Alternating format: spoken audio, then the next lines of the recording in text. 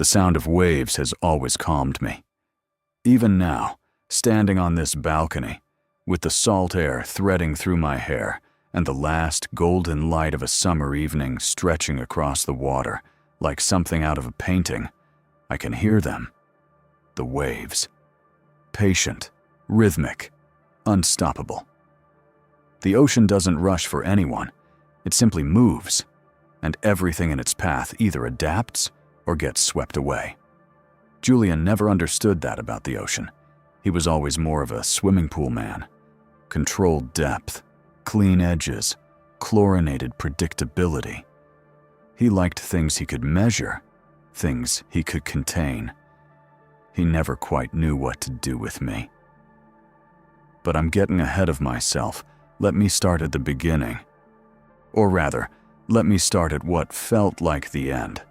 Because sometimes the end is the only place where a story truly begins. It was a Tuesday in November when Julian told me he wanted a divorce. Not a Saturday, not a Sunday, not even a Friday, when the weight of the week might have excused some kind of dramatic announcement. A Tuesday, like it was an item on his to-do list between a conference call and a lunch meeting. Like 15 years of my life deserved nothing more than a midweek slot in his calendar. I remember the exact quality of the light in our kitchen that morning.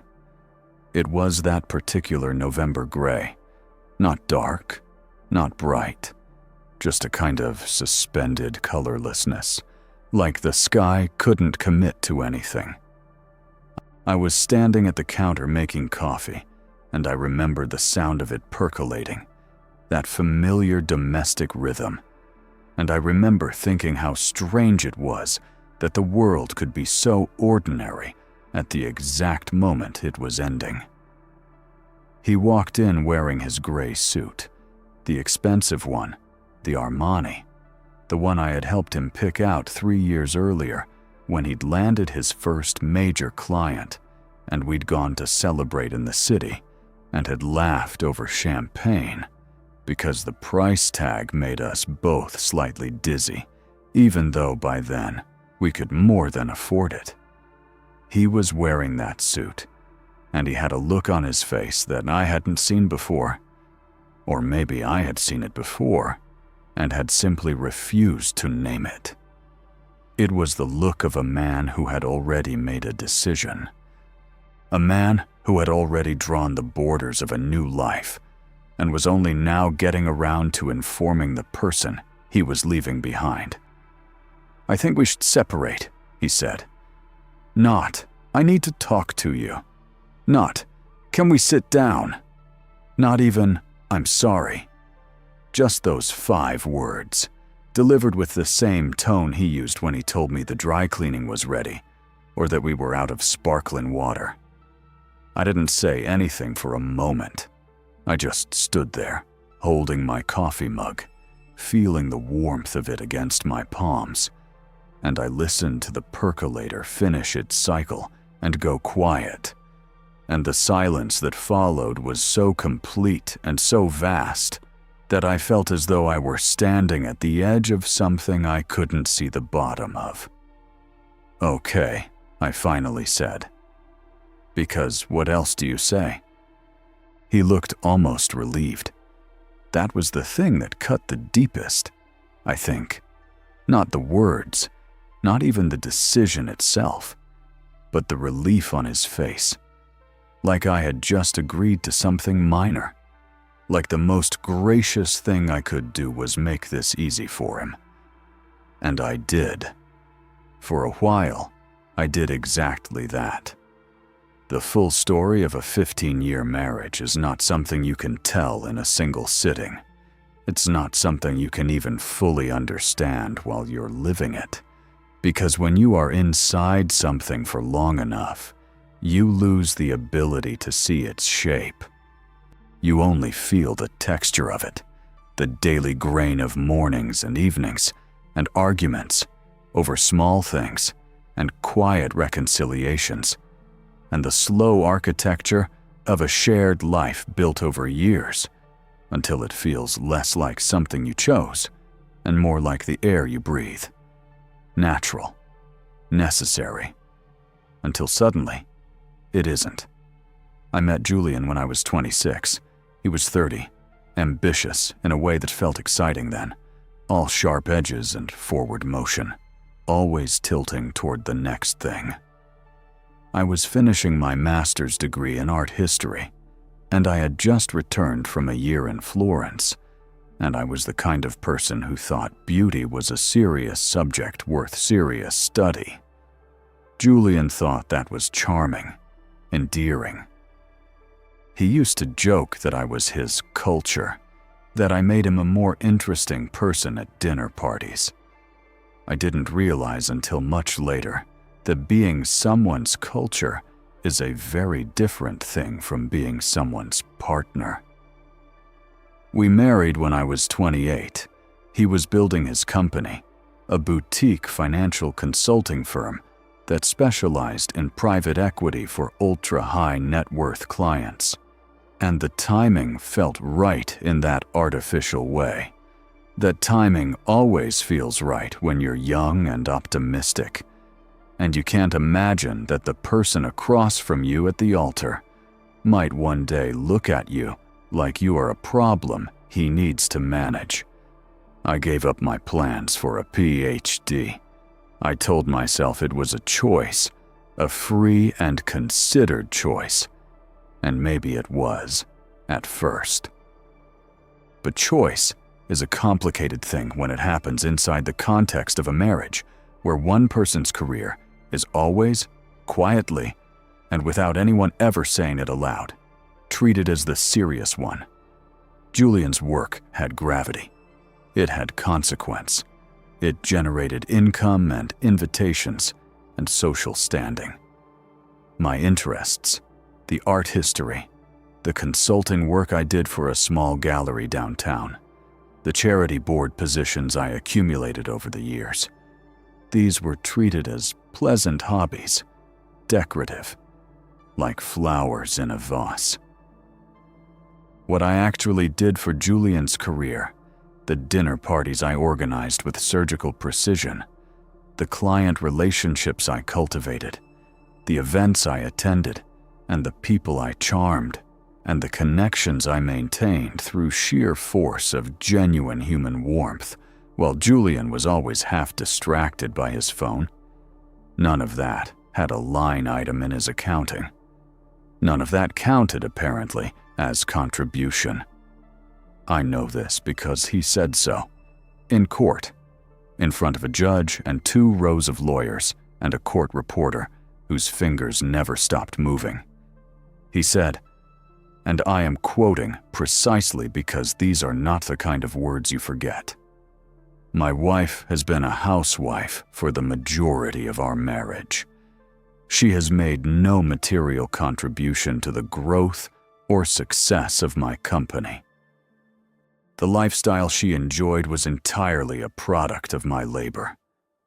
I sat at that table, and I let those words land on me, and I breathed, and I did not cry, and I did not speak, and my lawyer put her hand on my arm very briefly, and I thought about my grandmother's hands, how they used to feel when I was small, dry and warm and certain, and I held myself together with the memory of those hands. But I am getting ahead of myself again. Before the courtroom, there was the kitchen, there was the Tuesday in November, and there was the moment, about 3 weeks after that, when I discovered the reason for Julian's very sudden desire for a new life. Her name was Tiffany. I know. The name feels almost too perfectly calibrated for the role she was playing in this particular story, like something a novelist might have chosen with a slightly heavy hand. But life doesn't always bother with subtlety, and Tiffany was real, and she was 22 years old, and she was a fitness influencer with 400,000 followers on Instagram and a collection of sponsored posts for protein powder and activewear that she treated with the solemn dedication of a serious professional. I found out about her the way women have always found out about these things, not through dramatic confrontation or intercepted messages, but through the slow, creeping accumulation of small evidences. A receipt in a jacket pocket. A name that appeared once in a text, then twice, then so regularly that the frequency itself became a kind of answer to a question I hadn't let myself ask. A shift in Julian's behavior that I had noticed but attributed to stress, to the pressure of a big deal he'd been pursuing, to the ordinary friction of a long marriage moving through a difficult season. When I finally confronted him, he didn't deny it.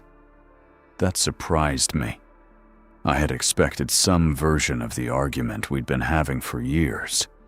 The evasions, the deflections, the sense that Julian's truth was always slightly out of reach. But he didn't deny Tiffany. He told me about her with a kind of energy I hadn't seen in him for years, an almost boyish enthusiasm that was somehow more devastating than any anger could have been, because it told me very clearly that whatever had been draining out of our marriage over the last several years had not been draining out of Julian. It had simply been redirected. "She makes me feel alive," he said, an actual sentence that he said to me with his actual mouth. 15 years. 2 mortgages, a miscarriage we never fully spoke about, 7 countries traveled together, a kitchen we renovated twice because we could never quite get the countertops right. And what he offered me in exchange for all of that was, "She makes me feel alive." I asked him if he had thought about what he was doing. He said he had thought about almost nothing else for the past several months. I asked him if he intended to be with her, and he said yes. I asked if the marriage could be repaired, and he looked at me with something that wasn't quite pity and wasn't quite contempt, but occupied the uncomfortable middle ground between the two. And he said, "Eleanor, I think you know that's not what either of us wants." Eleanor. He used my full name, like I was a colleague, like he was wrapping up a meeting. I moved out of the master bedroom that night and into the guest room at the end of the hall, and I lay in the dark on the unfamiliar mattress and stared at the ceiling and listened to the house settle around me, all its familiar sounds. The pipes, the heating system, the particular creak of the hallway floor outside the bathroom. And I thought about how a place can feel both entirely known and entirely foreign at the same time. How the same walls that have held your life can suddenly feel like the walls of someone else's house. I did not sleep. If you're new here, and if you found this story today, welcome. This channel is about real people, real moments, and the quiet, extraordinary ways that life sometimes corrects its own injustices. If this resonates with you, please subscribe. There are more stories like this one, and every single one of them is worth your time. The divorce proceedings began in January, 4 months after that Tuesday in November, and they were, from Julian's side, conducted with a precision and aggression that I found genuinely surprising, even knowing everything I knew about him by then. He had hired a team of attorneys, not a single lawyer, a team, 3 of them from one of the city's most aggressive family law firms, people who specialized in exactly this kind of case, which is to say, cases where a wealthy man wanted to exit a marriage while retaining as much of his wealth as possible. His lead attorney was a man named Harrington, mid-50s, silver hair, the kind of practiced courtroom stillness that reads as confidence, but is really just the long-term management of ego. Harrington looked at me across the conference table at our first joint meeting, and I could see the calculation in his eyes. He had assessed me the moment I walked in. He had decided what I was. They were aggressive about the company's valuation. They were aggressive about the asset division.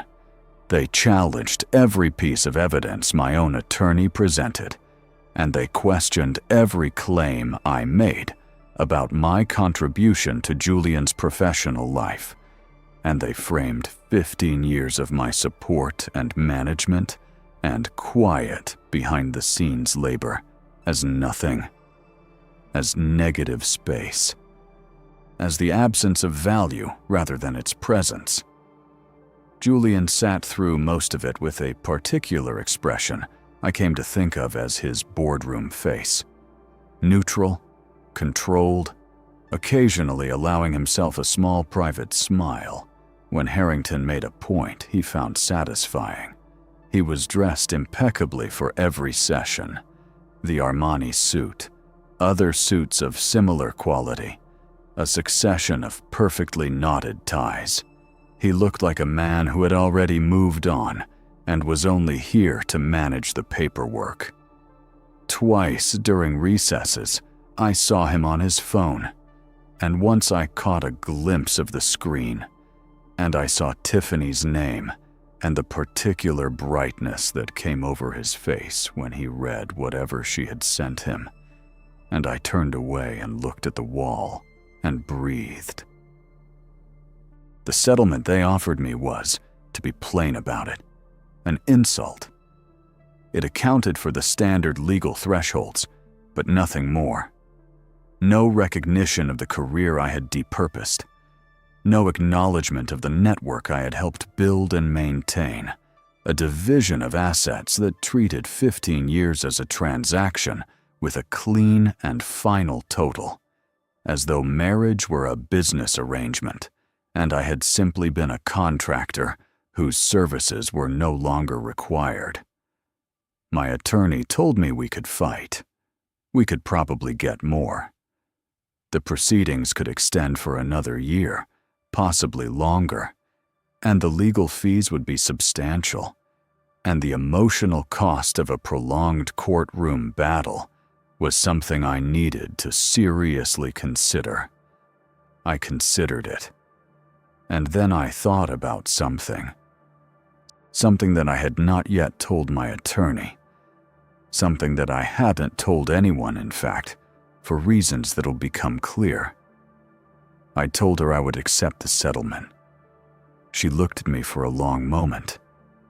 She was a careful woman, my attorney, precise in her language and measured in her counsel, not the type to let her feelings show in professional settings. But I could see something move across her face, a controlled version of surprise, or maybe concern. "Eleanor," she said, "you understand what you're leaving on the table." "I understand exactly what I'm leaving on the table," I told her.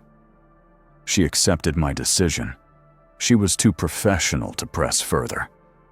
What she didn't know, what no one in that conference room knew, what Julian certainly didn't know, was that what I was leaving on his table, and what he didn't even have the imagination to look for, were two very different things. My grandfather was a man named Arthur Whitmore. He died when I was 19, in the spring of my freshman year of college, and I flew home for the funeral in a state of grief so dense and disorienting that I remember almost nothing of the service except the smell of lilies and the sound of rain on the church roof, and the way my mother held my hand with both of hers. Arthur Whitmore had built his fortune the old way, slowly, quietly, across decades of real estate acquisition and strategic investment, through patience and discipline and an almost constitutional aversion to anything flashy or demonstrative. He was not a man who talked about money. He was the kind of man for whom money was simply a fact, the way weather is a fact, not something to be celebrated or displayed, but simply managed wisely and passed on with care. He left his estate in very precise order. His children, my mother and her 2 brothers, received direct bequests. His grandchildren received something different. He left each of his grandchildren what his attorneys called, in the formal language of estate documents, a discretionary trust. My grandfather's version of a discretionary trust was, to put it plainly, an extraordinary amount of money placed in an independent structure managed by a board of trustees with instructions that it was not to be accessed until the beneficiary specifically requested it, not to be mentioned by any family member in any context where it might influence the beneficiary's choices or relationships, and to be allowed to accumulate and compound for as long as the beneficiary chose to leave it untouched. My grandfather had, in other words, left me the kind of wealth that wealthy men understand and others never think to look for. Not a pile of money sitting in a bank account, but a structure, a vehicle, a quiet engine of accumulation that had been running for over 20 years by the time I sat across from my attorney in January and told her I would accept Julian's settlement. I had not touched the trust, not once. I want you to understand this clearly, because I've heard people wonder why. Why would anyone leave that kind of resource untouched for that long? And the answer is both simple and complicated. The simple part: I never needed it. Julian's income was more than sufficient for the life we built, and I had no desire to introduce a separate financial reality into the fabric of our marriage. The trust felt private in a way that I can't fully articulate. It felt like something that was mine in a way that went beyond the legal definition of mine, something that existed in a register of my life that had nothing to do with Julian or with what we were to each other. My grandfather had given it to me, and it bore his fingerprints, and I treated it the way you treat something irreplaceable, with careful distance, with respect. The complicated part: I think somewhere underneath the surface of my conscious reasoning, I had always understood that the trust was a form of protection. Not from Julian specifically.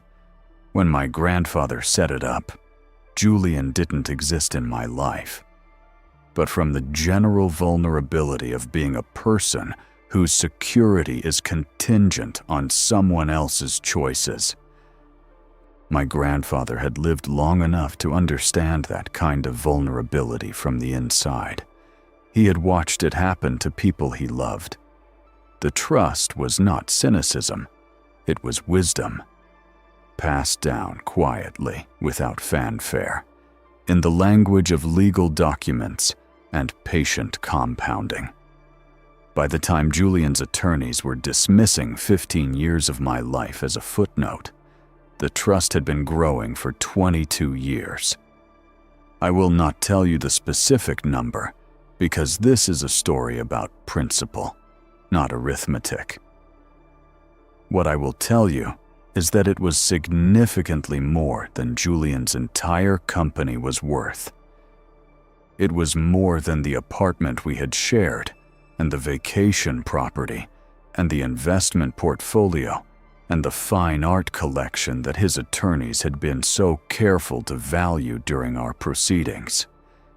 It was, to use the kind of language that people in that world use when they are trying to be precise about a concept that defies casual description, generational wealth, the kind that doesn't announce itself. Julian had looked at me across that conference table and seen a woman he was discarding. A woman whose value he had assessed and found modest. A woman who would take her settlement check and her wounded dignity and retreat into a smaller, quieter life, while he accelerated forward with his young girlfriend, and his status, and his absolute conviction that he had won. He had not done his homework. I met with my trustees in February, not at a law office downtown. The trust had its own offices, a quiet suite in a building that did not advertise itself, staffed by people who understood discretion, the way surgeons understand sterility, as a precondition for everything else. The lead trustee was a woman named Margaret Chen, who had managed my grandfather's estate affairs since before I was born, and who had an intellectual precision and personal warmth that I found, in that particular February, genuinely sustaining. She poured tea, and she sat across from me, and she said, very calmly, "You've decided to access the trust." "Yes," I said. She nodded, as though this was a fact she had been patiently waiting for, not with impatience, but with the particular quality of readiness that very competent people maintain indefinitely. She was ready. She had always been ready. We spent 3 hours going through the details, the structure of the trust, the liquid assets, the investment portfolio, the real estate holdings, the management implications of various deployment scenarios. It was a lot of information to absorb in a single sitting, but I had done extensive reading in the weeks prior, and I came with questions, and Margaret answered them with the thoroughness of someone who respected the intelligence of the person she was advising. Toward the end of the meeting, after we had covered the essential practical matters, there was a pause, and I looked at the window where the February light was doing what February light does in this city, arriving late and leaving early and maintaining throughout an apologetic quality, as though it were aware of its own inadequacy. And I thought about what I wanted, not what I needed, not what was practical, what I wanted. I had been asking myself this question for weeks, in the guest bedroom at night, in the long mornings after Julian moved out, and the house was suddenly and absolutely quiet. What did I want? Not just from the trust, but from this new chapter. From the life that was opening up in front of me whether I had asked for it or not. The answer came to me the way answers sometimes do, not as a logical conclusion, but as an image. A clear, specific, almost physical image of a particular place that I had loved for years, and that had, in recent months, become deeply symbolic to me for reasons I was about to explain. The Harrington Cove Yacht Club had been a fixture of this city's social landscape for almost 70 years. It occupied a spectacular piece of waterfront property, a converted estate house from the early 20th century, expanded and renovated over the decades into a complex of dining rooms and event spaces and private docks that wound around a natural cove, creating a protected harbor that was, in the right light at the right time of year, one of the most genuinely beautiful places I had ever been. Julian had wanted a membership for years, desperately, though he would never have used that word, because Julian did not allow himself to want things desperately. He strategized for them, pursued them with a controlled intensity that he dressed up as casual interest. The Harrington Cove membership was the thing he pursued with the most sustained intensities of anything outside his business career. It was, in his social world, the ultimate marker of arrival.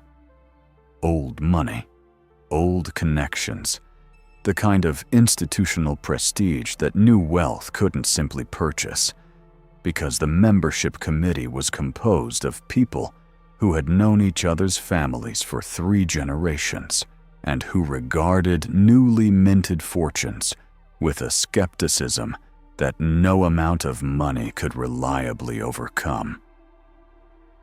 Julian had been on the waiting list for 6 years when I filed for divorce. 6 years. He had attended events as a guest, cultivated acquaintances on the committee, made donations to the club's restoration fund, done everything a man in his position could do within the bounds of what was socially acceptable, and he was still on the waiting list. Still, technically, outside the door. It had quietly driven him to distraction for years, which is why, when I was sitting in that trustee's office in February, staring at the winter light and asking myself what I wanted, the image that came to me was so clear and so perfect and so completely inevitable that I almost laughed out loud. The Harrington Cove Yacht Club had been struggling. The financial mismanagement had begun about 4 years earlier under a new board that had overextended the renovation budget and made several catastrophic decisions about the investment of the club's endowment. By the time the full picture became known to the membership, which was not widely publicized because wealthy institutions have a remarkable ability to manage their own narrative, the club was carrying debt that its membership fees could not service, and its assets were the only thing standing between it and a very uncomfortable set of alternatives. A private sale had been arranged, discreet, handled entirely out of the public eye by a small team of specialized advisors. The new owner, if one could be found with the right profile and the right price, would effectively acquire the club's assets, the property, the brand, the existing infrastructure, and would assume management under an agreement that preserved the club's character and continuity while removing its financial distress. Margaret Chen told me about it. She had heard through channels that she did not specify, but that I understood were the kind of channels that exist when you have operated at a certain level of wealth for long enough that information finds you before it finds the market. "The asking price is significant," she said. "I know," I said. "The due diligence process will take some time." "I have time," I said. She looked at me steadily. "The ownership would need to be structured carefully. The anonymity protocols alone will require specific, Margaret," I said. And I looked at her, and I think she saw something in my face that she recognized, because she had known my grandfather for 30 years, and he was a man who, when he decided something, decided it with his whole body, and I was his granddaughter through and through. She smiled, small, precise, entirely her own. "I'll make the calls," she said. The due diligence took 8 weeks. 8 weeks of quiet, methodical work conducted entirely through intermediaries, through a corporate entity that bore no trace of my name, through a process that was, from the outside, simply the acquisition of a private club by an anonymous investment vehicle of unspecified origin. The seller's advisors were satisfied. The legal documentation was impeccable. The price was paid without negotiation, because the kind of negotiation that requires multiple rounds of back and forth is the kind that draws attention. And I did not want attention. I wanted the keys. The transfer was complete on the last Friday in March. I drove to the club that evening, alone, and I sat in my car in the parking lot for a moment before going in. The light was doing something extraordinary over the water. That late March light that carries the first real warmth of approaching spring, amber and generous and full of the specific promise that March light always carries, that winter is actually ending, that something is about to begin. I walked through the main entrance.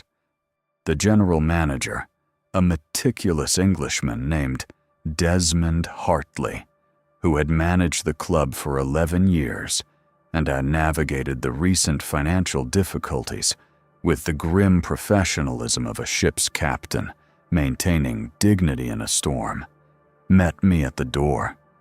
He knew who I was. He had been informed of the ownership transfer and had been told the new owner's identity under the strictest confidentiality agreement. He was the only staff member who knew. As far as everyone else on the team was concerned, the club had been acquired by a private investment group, and the existing management structure was continuing unchanged. Desmond Hartley shook my hand, and he said, "Welcome, Mrs. Whitmore." Not Mrs.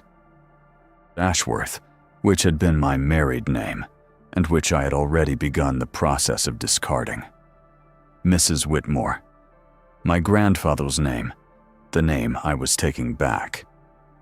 "Thank you, Desmond," I said. "I'd like a tour." What I want to tell you about the Harrington Cove Yacht Club is not primarily about power or money or the satisfaction of a well-executed reversal, though all of those things are part of the story. What I want to tell you is that it was genuinely, incomparably beautiful. The main building had been built in 1923 as the private residence of a shipping magnate whose aesthetic sensibilities were somewhere between arts and crafts and early Art Deco, and the combination had produced something unusual and deeply appealing. Warm wood paneling alongside geometric metalwork, handcrafted tile alongside precision-engineered fixtures, spaces that felt simultaneously intimate and grand. The subsequent renovations had mostly respected this original character, adding rather than replacing, and the result was a place that felt earned, that felt as though its beauty were the product of time and attention rather than a single expenditure. The dining room overlooked the cove through a wall of original steel-framed windows that had recently been restored at considerable expense, and in the late afternoon light, the water they framed was the color of hammered pewter shot through with gold. The bar was dark walnut and leather, low-lit and serious. The event spaces on the upper floor opened onto terraces that faced south and west, which meant that on summer evenings, they were bathed in precisely the kind of light that makes people feel, without quite understanding why, that they are exactly where they should be. There was a private dock system that could accommodate 14 vessels, and the boathouses at the end of the property were original to the estate and had been landmarked in the 1980s. They had a kind of serene structural confidence, those boathouses, the quiet certainty of things built to last. I walked through all of it. I took my time. Desmond followed at a respectful distance and answered my questions when I had them and maintained silence when I didn't. By the time we had completed the tour and returned to the main entrance, the light outside had shifted into the blue hour, that particular twilight quality that makes everything look slightly unreal, and I stood at the window of the membership office and looked out at the cove and felt something I hadn't felt in a very long time. Solidness, the specific, physical sense of standing on ground that was genuinely mine. I thought about my grandfather then, about the patience he had practiced, The long game he had played, the way he had understood that real security was something you built slowly over time and then passed on. I thought about the last conversation I'd had with him, a week before he died, sitting on the porch of his house in the Connecticut hills. Him in his usual chair, me on the step below him, the two of us watching the light change in the tree line. He had said something to me then that I hadn't fully understood at 19, but that I had carried with me for 22 years. He said, "Ellie, never let anyone convince you that your quiet is weakness. The loudest person in the room is usually the one who has the least." I thought Julian had the most. I thought his company and his social ambitions and his expensive suits and his tight grip on every penny in our settlement represented some kind of abundance. I had spent a portion of the last several months mourning a life that was built around someone else's version of success. Standing in that office, in my club, watching the Cove go dark under the blue hour light, I understood what my grandfather had meant. Julian didn't have the most. He had the loudest. And there is a very significant difference. If you're listening to this and thinking about something you gave up, a career, a dream, a version of yourself you set aside for someone else's convenience, I want you to pause with me for a second. Because Eleanor's story is in some ways a story about what happens when we reclaim what was always ours. It's worth thinking about. Sometimes the most powerful move is not the loudest one. If this story is landing somewhere real for you, share it with someone who needs to hear it today. April moved into May, and May into the long blue days of early June. And in that time, I did several things.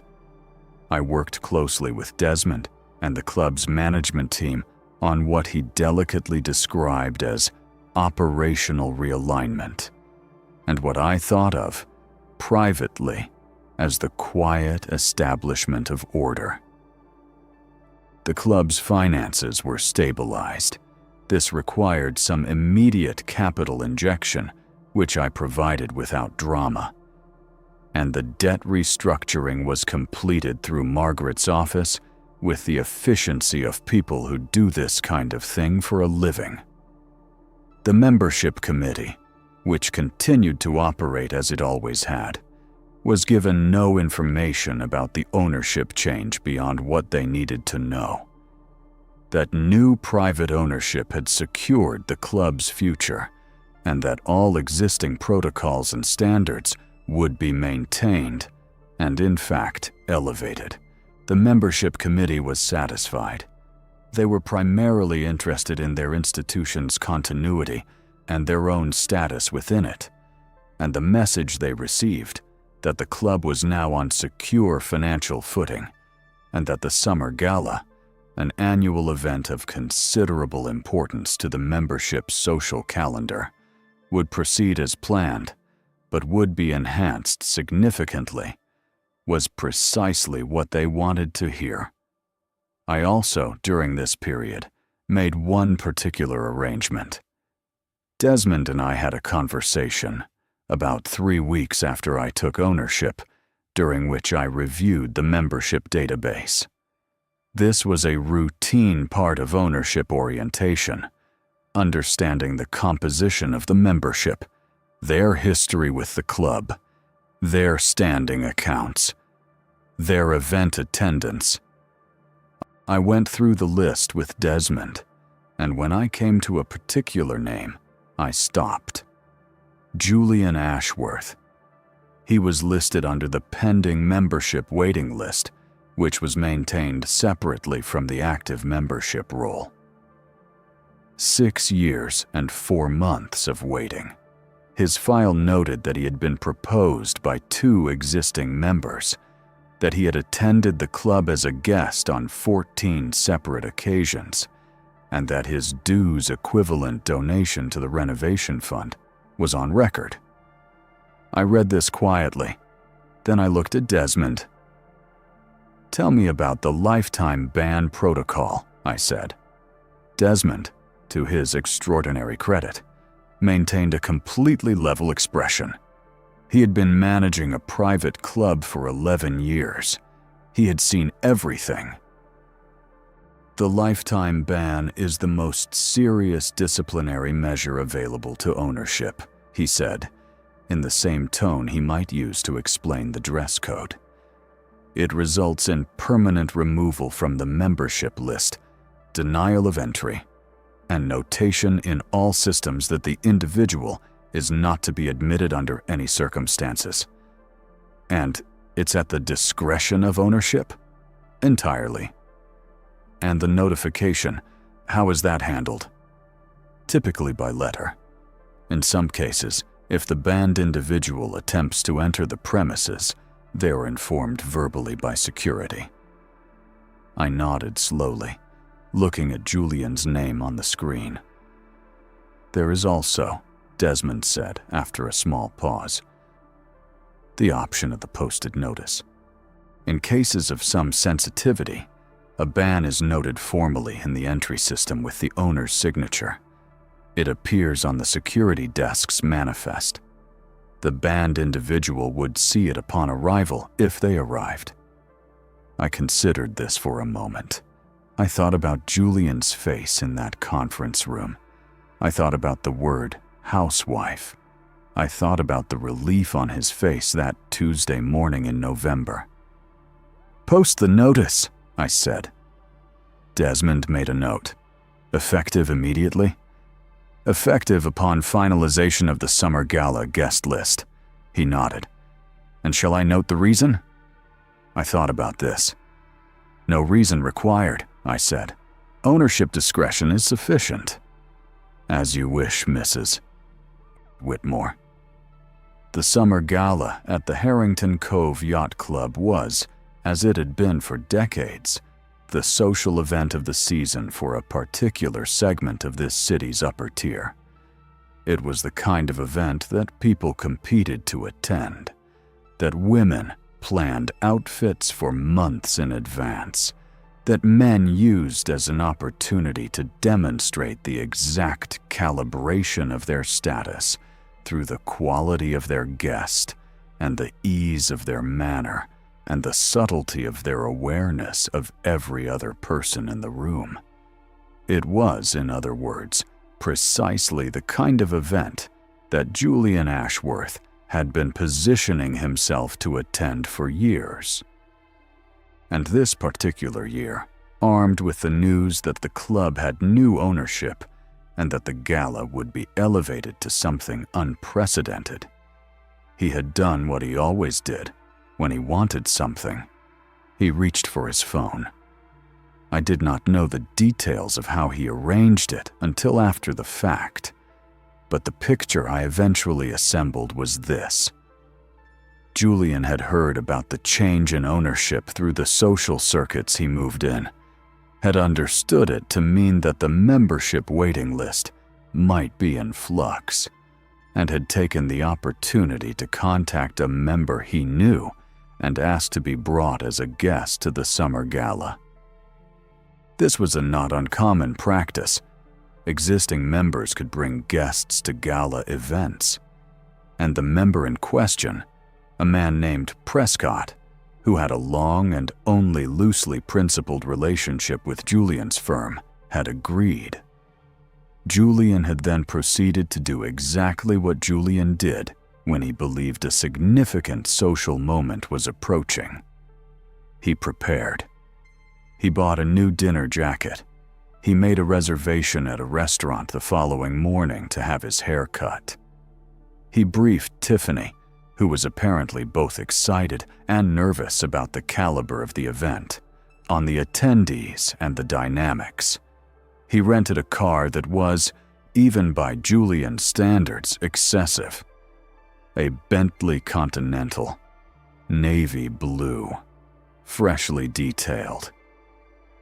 He intended to arrive in it, with Tiffany on his arm, and he intended to walk through the gates of the Harrington Cove Yacht Club as a man who had finally arrived. I knew none of this at the time I was making my own preparations.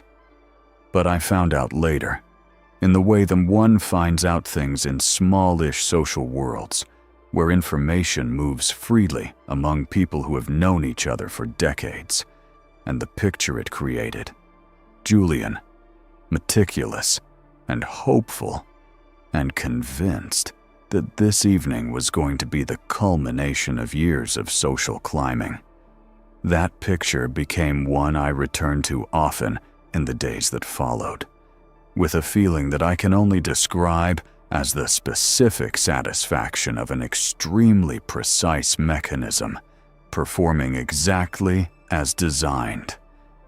The day of the gala was a Saturday in late June, and it was the kind of day that exists to justify the entire concept of summer.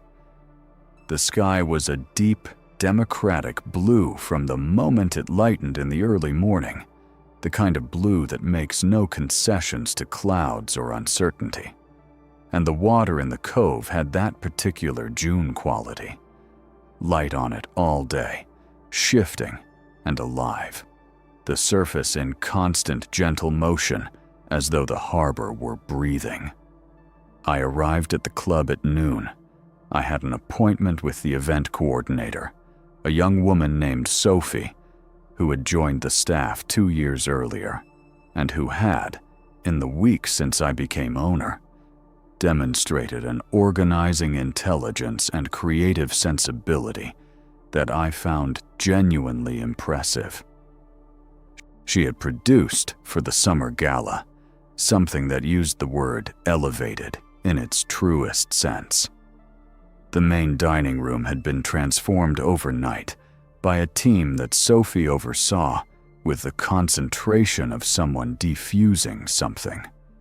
The floral installations alone, white garden roses and eucalyptus, and long stems of something pale and structural whose name I didn't know, but whose effect was perfect, filled the room with a scent that was cool and slightly green and entirely sophisticated.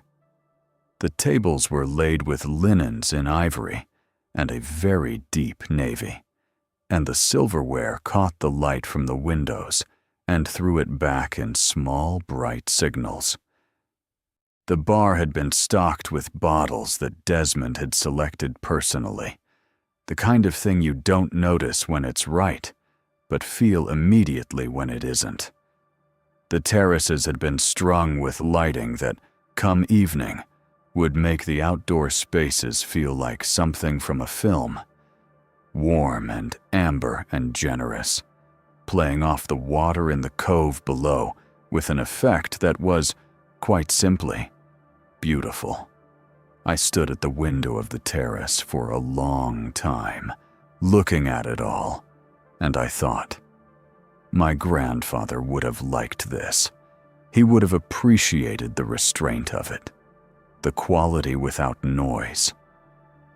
I spent the afternoon in the club's private owner's suite on the upper floor, a set of rooms that had been renovated as part of the restoration work, and that looked out over the cove from the best angle in the building, slightly elevated, slightly set back, with a long view down the length of the harbor to the open water beyond. I had my hair and makeup done by a woman named Clara, who had been doing my hair for 12 years, and who knew, without being told, that this was not an ordinary evening. I wore navy, a long gown, column silhouette, simple to the point where its simplicity became its statement, the kind of dress that communicates clearly to anyone who understands such things, that the person wearing it has nothing to prove. I wore my grandmother's earrings, small diamond drops that she had worn to every occasion that mattered, and I wore nothing else of any particular significance except the confidence that had been growing in me, quietly and steadily, Since that day in February, when I told my attorney I would accept the settlement. The guests began arriving at 7. The summer gala filled in the way good parties always do. Not all at once, but gradually. The rooms acquiring warmth and noise incrementally. The level of conversation rising as people found their tables and their drinks and their social feet. I watched from the terrace for the first hour, speaking with members and their guests, being introduced as a friend of the new ownership group, maintaining the anonymity that was still, for this evening, part of the design.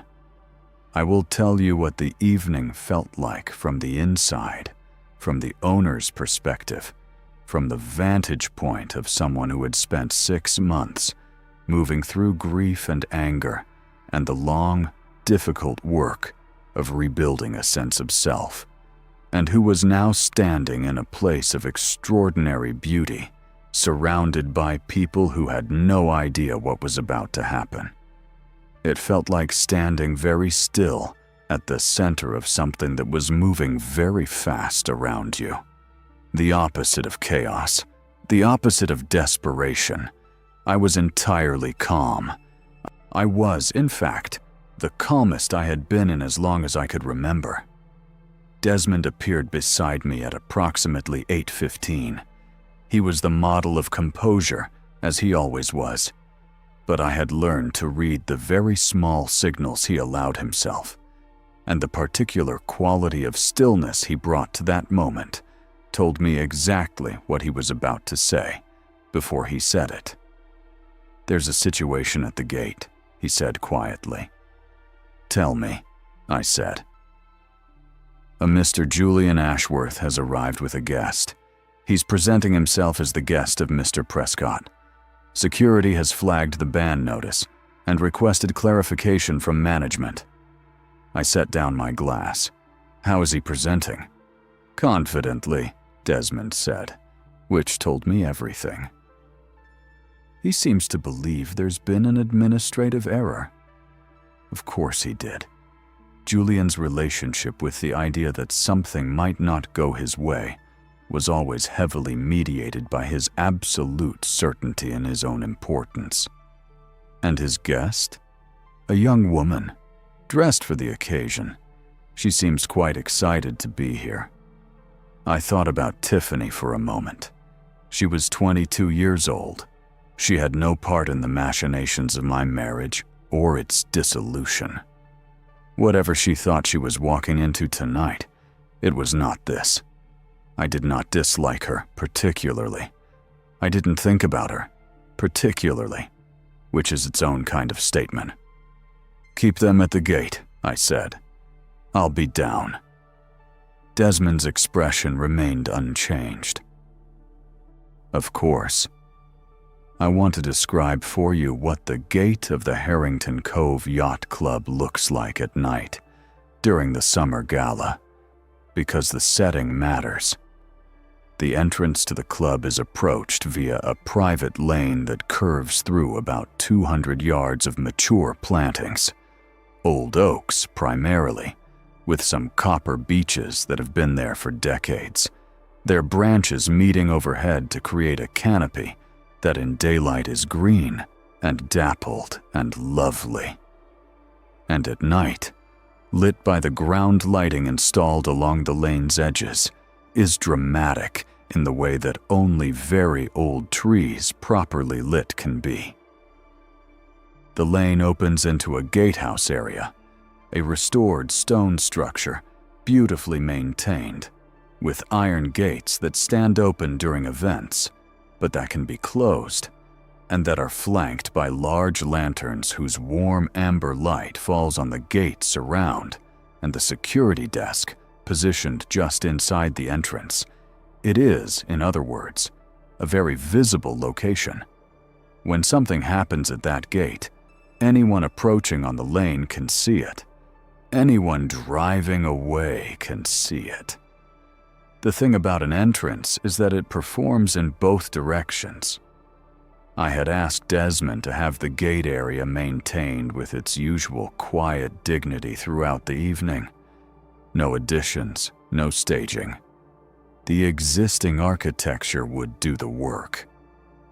I came down the main staircase and through the entrance hall and out through the side door that opened near the gate area, so I could see the situation before I was seen. And I stood in the shadow of the doorway for a moment, and I watched. Julian was standing at the security desk. He was wearing a dinner jacket that was, I had to admit, very well cut, slim, classic, the right kind of subtle. He had the dinner jacket of a man who has thought carefully about how he wants to be seen. Beside him, Tiffany was wearing a short silver dress that was perfectly adequate for many occasions and somewhat underdressed for this one, and she was holding a small clutch and looking at Julian with the attentive anxiety of someone who has been told that this place is important and has taken that information seriously. Julian was speaking to the security guard, a large, unhurried man named Marcus, who had been with the club for 8 years, and who had the particular quality of imperturbable patience that comes from years of managing exactly this kind of situation, with the brisk, slightly elevated tone that people use when they want to signal that they are accustomed to being accommodated. I'm telling you, this is absolutely an error. I'm here as the guest of Mr. Prescott. He's already inside. You can confirm with him. This is clearly some kind of data error in your system. Marcus, who had my instructions, and who had the printed ban notice on his desk, where Julian could see it if he looked carefully at exactly the right moment, was listening without expression. Mr. Prescott is indeed a member in good standing, sir, Marcus said. However, our records indicate that your name appears on the restricted entry list. I'm not able to admit individuals on that list, regardless of the invitation source. I apologize for the inconvenience. The restricted entry list, Julian repeated, with the tone of a man encountering a concept that doesn't compute. What does that mean, exactly? What restricted entry list? The lifetime ban register, sir. It's maintained by ownership. A pause. I could see Julian process this. His face didn't fully change. He had good control of his face, always had. But something moved in it. A slight tightening around the eyes. A recalibration. There's obviously been a mistake, he said. And now his voice had a different quality. Lower. More controlled. The voice he used in meetings when he was managing something that hadn't gone according to plan. I'd like to speak with the manager. Of course, sir. I've already placed a call. Tiffany put her hand on Julian's arm. She said something I couldn't hear, and he turned to her briefly and said something back, and I saw him smile at her in a way that was meant to be reassuring, but that I recognized from 15 years of watching him manage situations as the smile of a man who is not reassured at all. I stepped out of the doorway. I walked toward the gate at a pace that was my own, unhurried even, the walk of someone who is exactly where they belong and knows it. I had been working my way toward this moment for 6 months without fully articulating to myself that I was working toward it. And now that it was here, I felt nothing dramatic. No trembling, no surge of theatrical satisfaction. Just the clean, settled clarity of a thing arriving at its proper conclusion. Julian saw me when I was about 15 feet away. I watched the recognition happen in stages. The way recognition always works when you encounter someone completely outside the context in which you knew them. First, the fact of my face, familiar and expected in the way that faces you've known for decades are always expected. Then the location, which didn't match. Then the gap between those two facts. Here, at the gate of this place. And the beginning of a question behind his eyes that he didn't yet know how to form. I stopped a few feet from the desk. I looked at him directly. "Hello, Julian," I said. His voice, when it came, was careful, controlled in the way that surfaces a very particular kind of internal uncertainty. "Eleanor, what are you? Do you know someone here?" "Yes," I said. "I know everyone here. It's my club." The silence that followed was the kind that has weight and dimension, not the comfortable silence of people who know each other well, but the silence of a room, or, in this case, a gatehouse lantern-lit entrance, realigning itself around a fact that has just fundamentally changed what everything else means. Tiffany looked at me. She looked at Julian. She looked back at me. Julian said nothing for a moment that stretched considerably beyond comfort. I watched his face do something I had rarely seen it do in 15 years of marriage. It revealed itself. Not fully, not completely. He was too practiced for that. But the seams showed. The careful construction of his surface showed its seams. "You own it," he said. Not a question. A recalibration stated aloud, a man updating his own records. "I do," I said. "Since when?" "March." He absorbed this. I could see him doing the math, not financial math, though that was in there too, but chronological math. March. 2 weeks after the divorce was finalized, the deposit on the largest social asset in his ambitions, made 2 weeks after he thought he had resolved everything cleanly.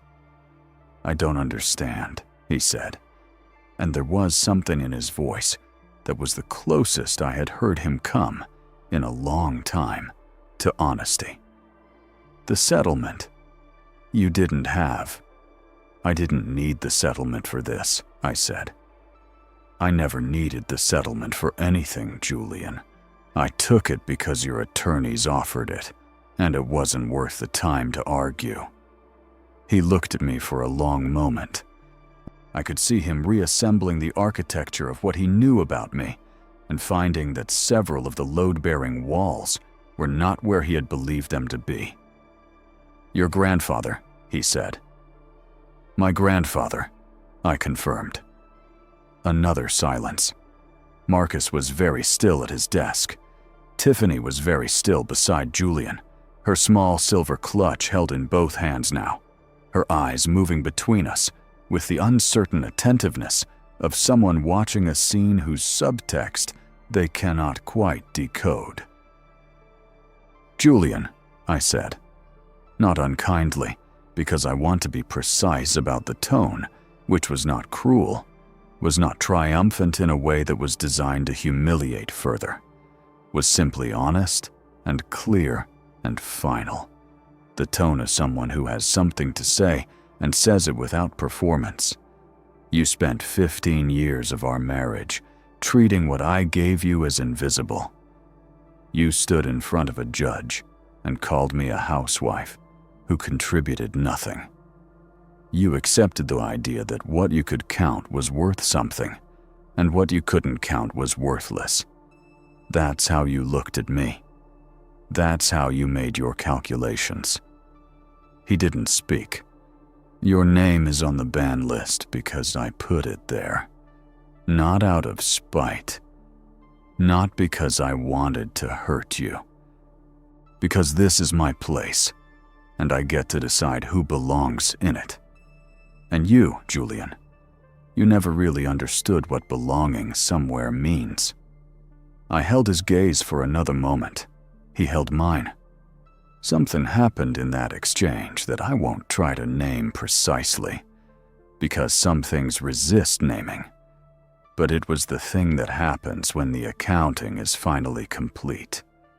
When every invisible entry has been tallied, and the real total is visible.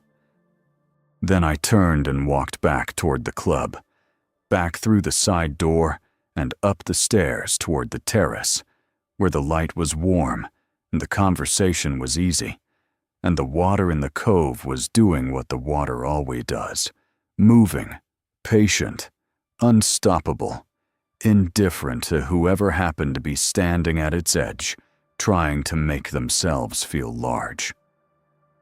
I heard later that Julian stood at the gate for a few more minutes, that he made a phone call, to Prescott presumably, though Prescott had only a guest membership and no influence over ownership decisions, that he and Tiffany eventually returned to the Bentley and drove away, the navy paint catching the lantern light as the car moved back down the canopied lane under the old oaks, disappearing the way things disappear when they are finally, genuinely finished. I did not watch him go. I was on the terrace in the amber light with a glass of very good wine and the water below me and the summer evening, doing everything summer evenings are supposed to do. I have thought about that night many times in the months since. I have turned it over the way you turn over things that matter, not to polish them or make them more dramatic in memory, but to understand what they actually were. It would be easy to say that it was about revenge. That would be the uncomplicated version of the story. Woman wronged, woman rises, woman delivers comeuppance, satisfaction achieved. And there is truth in that version. I will not pretend I felt nothing when Julian's face rearranged itself at the gate. I will not pretend there was no satisfaction in the specific, architectural precision of that moment. But here is what I know, looking back from where I stand now. The real moment was not at the gate. The real moment was in February in Margaret's office, with the winter light coming in at a low angle and a cup of tea on the table, and the question of what I wanted hanging in the air between us. That was the moment. That was when I stopped organizing my life around someone else's accounting and started doing my own. The gate was a consequence, not a cause. The gate was what happened when I chose to be fully, unreservedly, unambiguously myself. When I stopped being the thing Julian had decided I was and became, again and completely, the thing I had always been. My grandfather told me that quiet was not weakness. He was right about that. But he also showed me something, through the trust and through everything he built and maintained and passed on with such patient care. He showed me that the real power is not the power to destroy something, but the power to build something real, something that lasts, something whose value doesn't depend on anyone else's willingness to recognize it. I own a yacht club. It is genuinely beautiful, and I love it. And it is mine in a way that goes beyond legal title. But more than that, I own myself again.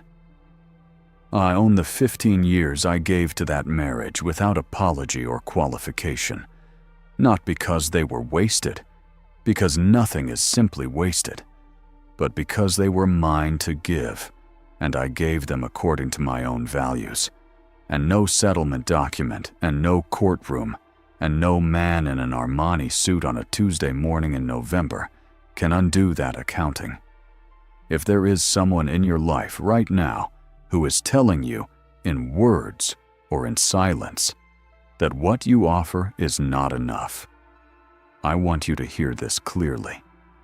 They are measuring with the wrong instrument. The things that matter most are not always the things that make noise. The contributions that shape a life are not always the ones that appear on a balance sheet. The people who understand this are the people worth building something with.